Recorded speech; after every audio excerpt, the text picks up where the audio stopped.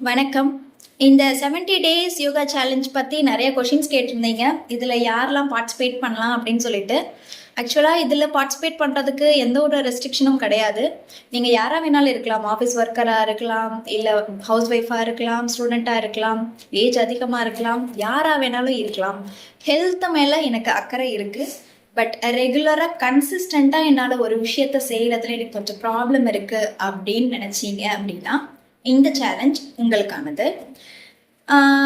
என்ன விஷயம் அப்படின்னு பார்த்தீங்கன்னா, ஒரு விஷயத்த 21 டேஸ் ரெகுலராக பண்ண ஆரம்பித்தோம் அப்படின்னா அந்த விஷயம் நம்ம ஹேபிட்டாக மாறும்.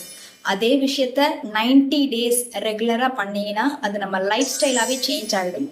அதுக்கப்புறம் நம்மளே ட்ரை பண்ணாலும் அந்த விஷயத்த நம்மளால் சேஞ்ச் பண்ண முடியாது.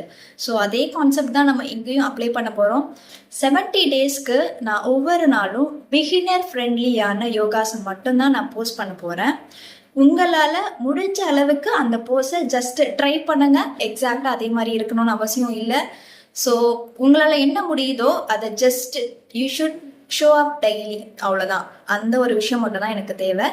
யார் கன்சிஸ்டண்ட்டாக 70 டேஸ் பண்ணுறீங்களோ அவங்களுக்கு ஜூலை மந்த்துக்கான யோகா கிளாஸ்க்கு ஃப்ரீ ஆக்சஸ் கிடைக்கும்.